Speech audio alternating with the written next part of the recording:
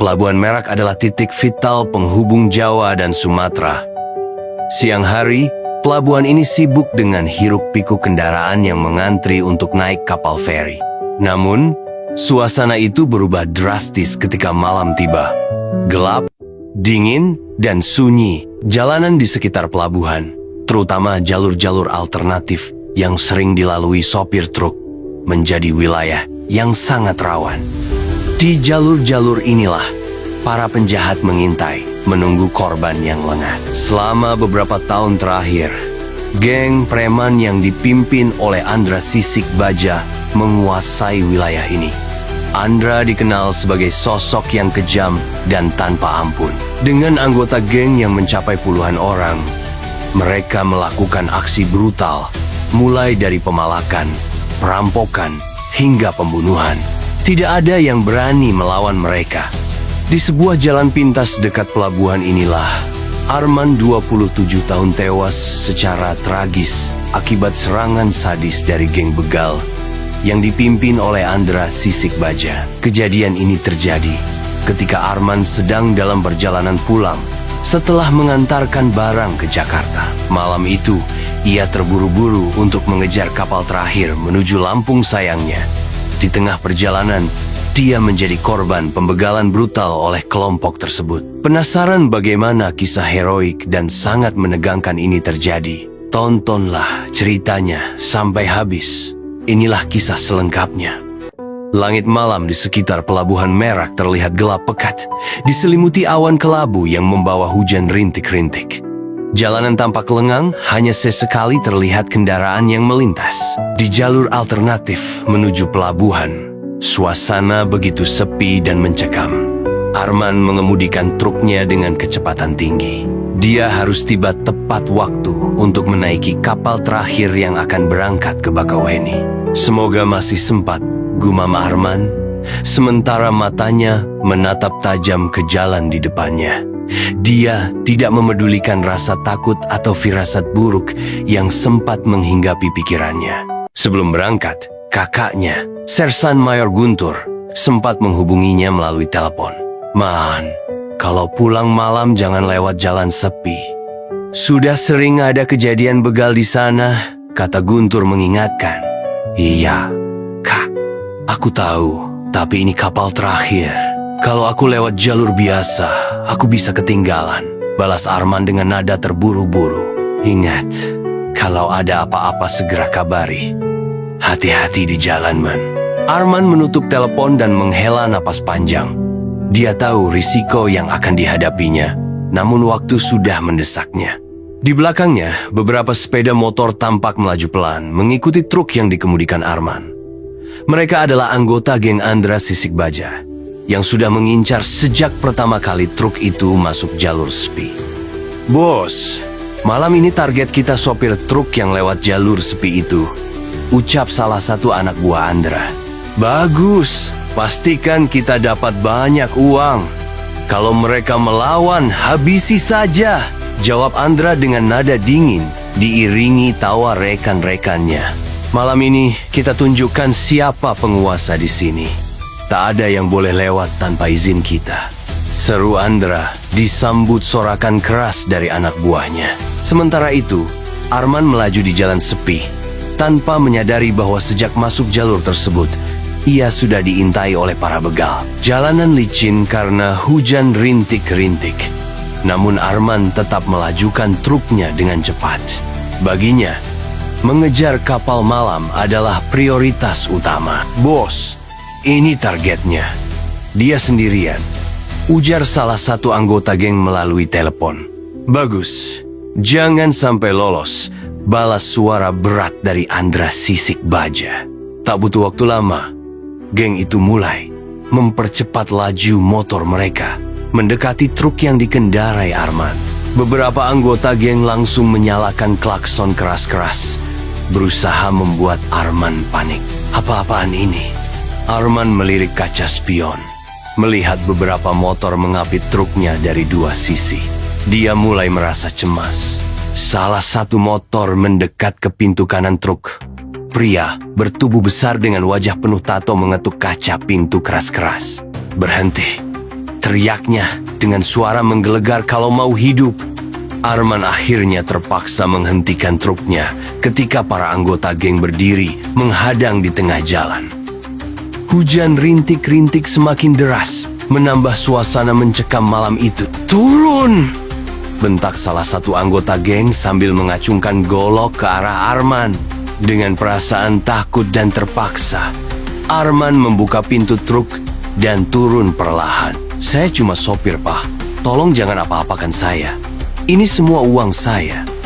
Arman menyerahkan uang yang dia miliki. Namun Andra, yang baru tiba di lokasi, langsung mengambil uang itu dan menatap Arman dengan sinis. "Segini doang? Kau pikir ini cukup buat bayar nyawa lewat sini?" bentak Andra sambil meremas uang yang diberikan Arman. "Saya benar-benar nggak punya uang lagi.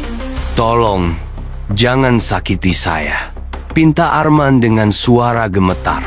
"Kalau nggak punya uang, nyawamu bayarannya," teriak Andra.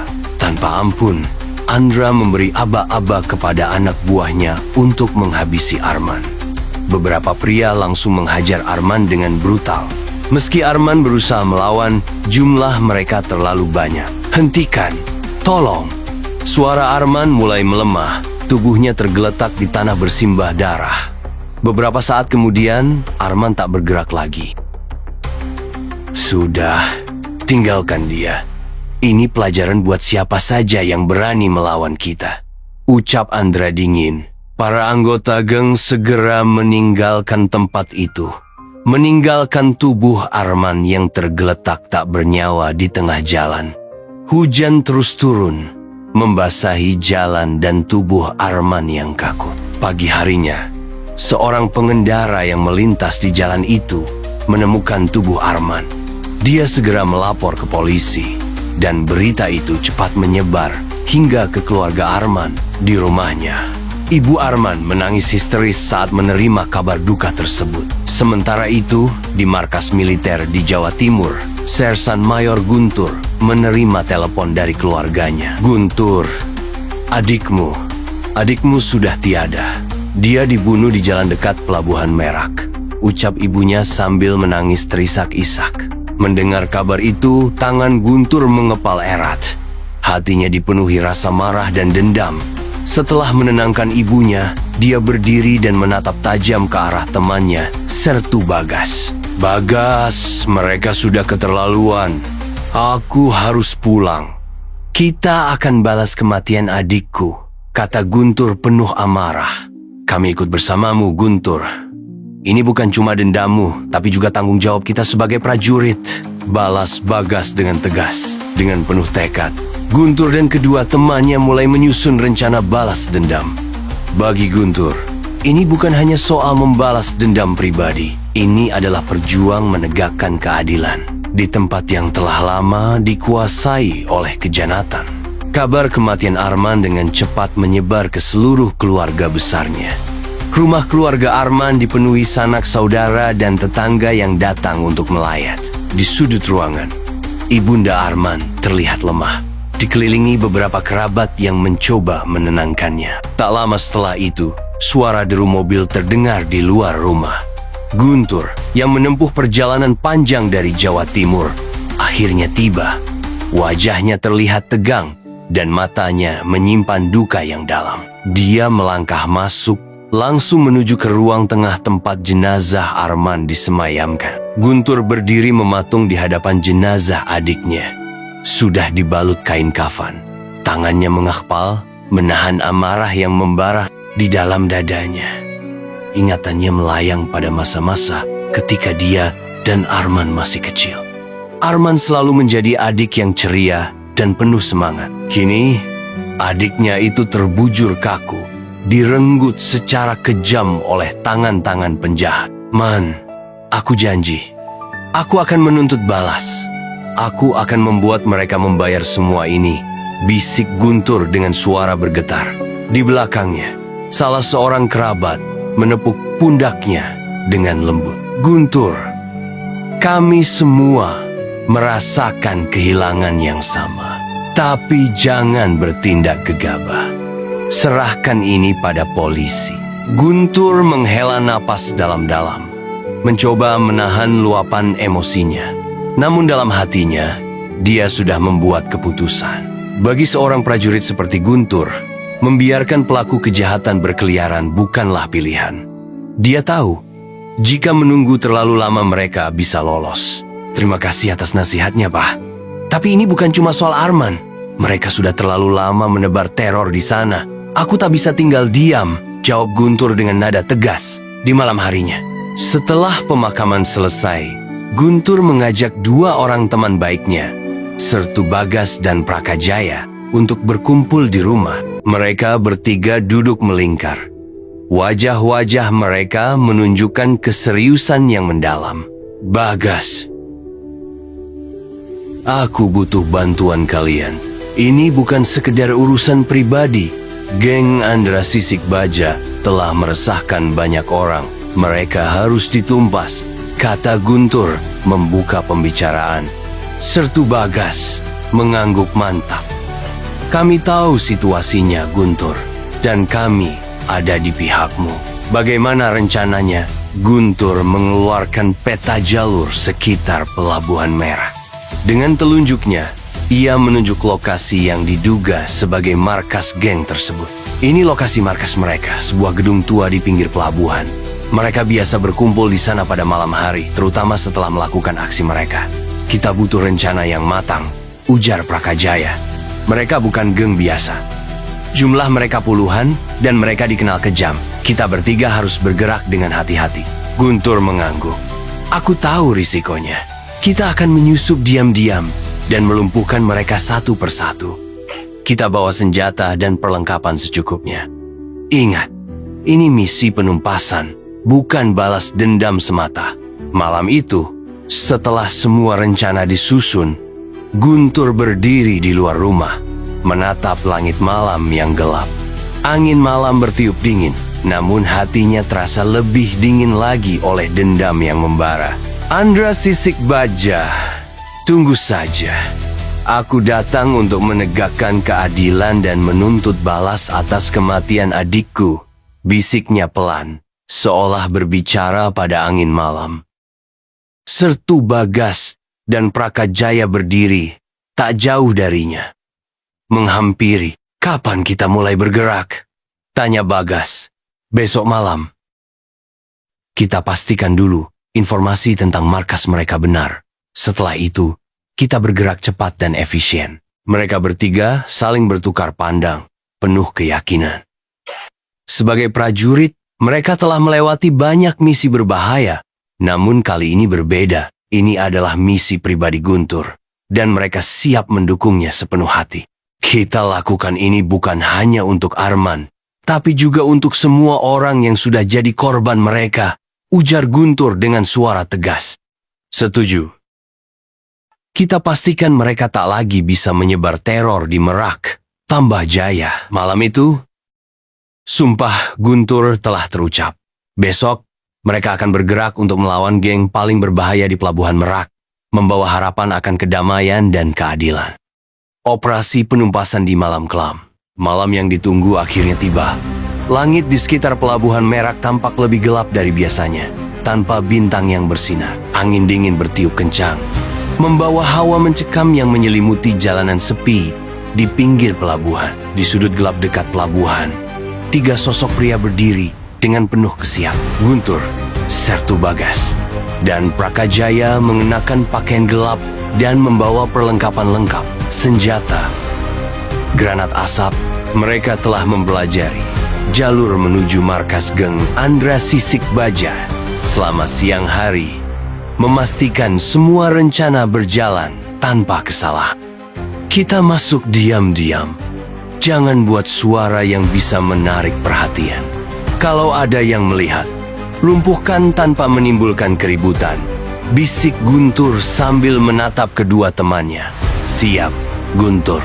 Kita akan bergerak cepat, jawab Bagas sambil memeriksa senjatanya. Ayo kita selesaikan ini, tambah Jaya dengan penuh semangat. Markas geng Andra Sisik Baja terletak di sebuah gedung tua yang sudah lama terbengkalai. Malam itu, Seperti biasa, Andra dan anak buahnya sedang berpesta merayakan hasil rampokan mereka. Suara tawa kasar dan botol-botol minuman keras terdengar memenuhi ruangan. Kita memang penguasa di sini. Tidak ada yang berani melawan kita, seru Andra dengan lantang, diiringi sorakan anak buahnya. Sambil tertawa, Andra menenggak minuman keras di tangannya. Baginya, malam ini adalah malam kemenangan, tanpa sadar bahwa bahaya sedang mengintai dari luar. Di luar gedung, Guntur memberi isyarat kepada Bagas dan Jaya untuk mulai bergerak. Mereka menyusup melalui celah kecil di pagar belakang gedung. Dengan langkah ringan dan penuh kehati-hatian, mereka mendekati gedung tua tersebut. Setelah memastikan tidak ada yang berjaga-jaga di pintu gedung, Guntur memberi aba-aba. Jaya, kamu ambil sisi kiri. Bagas, kamu ke kanan. Aku masuk lewat tengah. Ingat, kita lumpuhkan mereka tanpa membiarkan satu pun lolos. Bisiknya tegas. Bagas dan Jaya mengangguk mantap, lalu segera bergerak sesuai perintah. Guntur perlahan membuka pintu belakang gedung.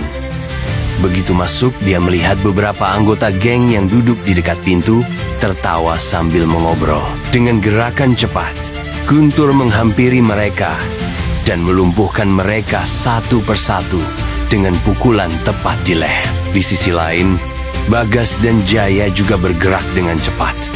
Setiap anggota geng yang mereka temui dilumpuhkan tanpa suara. Beberapa menit mereka berhasil melumpuhkan lebih dari setengah anggota geng tanpa diketahui oleh Andra dan sisa anak buahnya yang sedang berpesta di ruangan utama.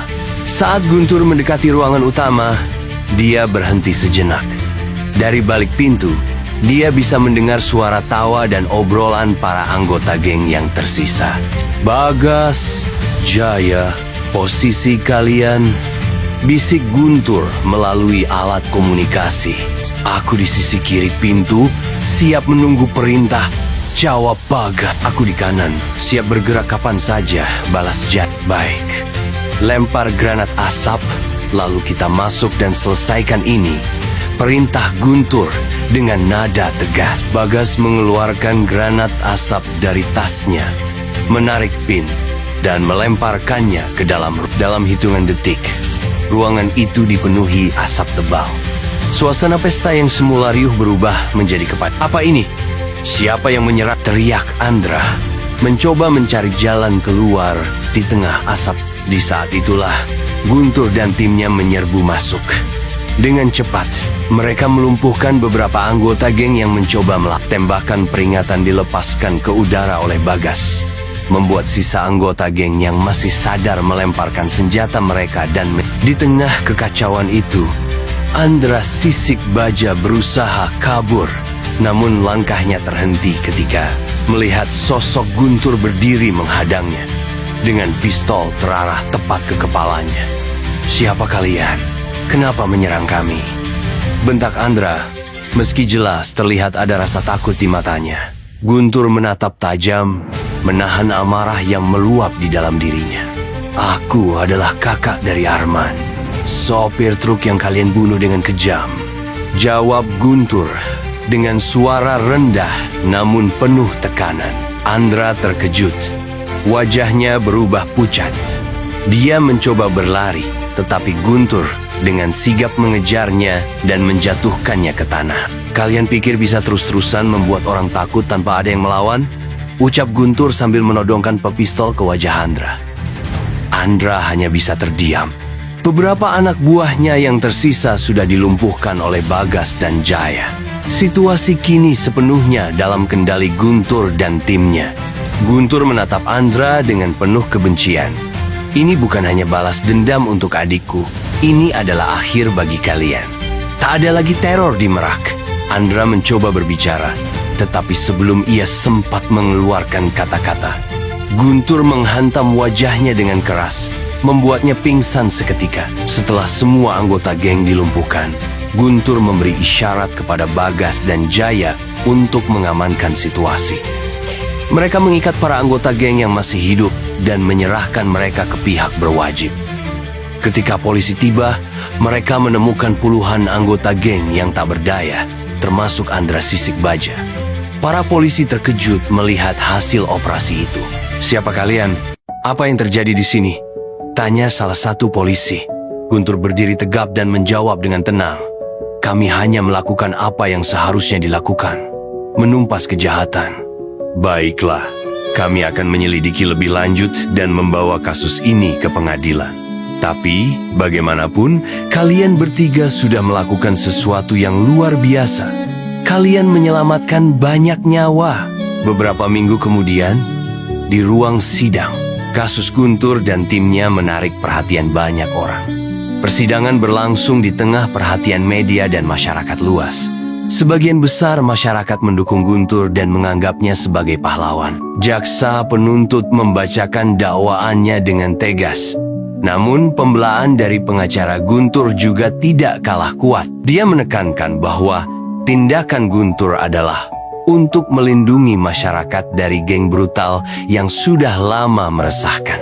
Setelah melalui beberapa kali sidang, hakim akhirnya mengetuk palu dan membacakan putusannya. Sersan Mayor Guntur dinyatakan bersalah atas pelanggaran membawa senjata tanpa izin. Namun, dengan mempertimbangkan bahwa tindakannya adalah untuk menumpas kejahatan yang meresahkan masyarakat, pengadilan menjatuhkan hukuman ringan berupa 6 bulan masa percobaan.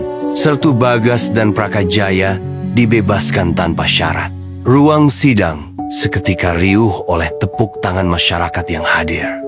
Banyak yang merasa puas dengan putusan tersebut.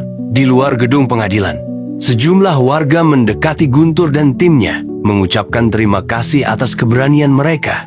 Seorang lelaki tua menghampiri Guntur dengan mata berkaca-kaca. "Terima kasih, Nah. Kami akhirnya bisa hidup tenang tanpa rasa takut. Arman pasti bangga padamu." Guntur hanya tersenyum tipis, menahan rasa haru yang menyelimuti hatinya. Meski dia tidak bisa mengembalikan nyawa adiknya, setidaknya dia telah menepati sumpahnya. "Keadilan sudah ditegakkan, Pak. Itu yang terpenting," jawab Guntur dengan suara tenang. Bagas dan Jaya menepuk pundak Guntur dengan penuh bangga. Mereka tahu, apa yang mereka lakukan adalah misi berbahaya, namun mereka berhasil menyelesaikannya dengan baik. Setelah kejadian itu, Pelabuhan Merak perlahan kembali tenang. Tidak ada lagi teror dari geng brutal. Guntur, Bagas, dan Jaya kembali ke kesatuan mereka, menjalani tugas sebagai prajurit dengan semangat yang tak pernah surut. Kisah keberanian mereka di Pelabuhan Merak menjadi inspirasi bagi banyak orang. Mereka dianggap sebagai pahlawan yang menumpas kejahatan demi melindungi masyarakat. Meski Guntur kehilangan adiknya, ia tetap menjalani hidup dengan teguh, membawa kenangan Arman sebagai motivasi untuk terus berbuat kebaikan. Di suatu malam saat menatap langit berbintang, Guntur tersenyum tipis dan berbisik pada dirinya sendiri. "Man, semoga kau tenang di sana. Aku sudah menepati janjiku."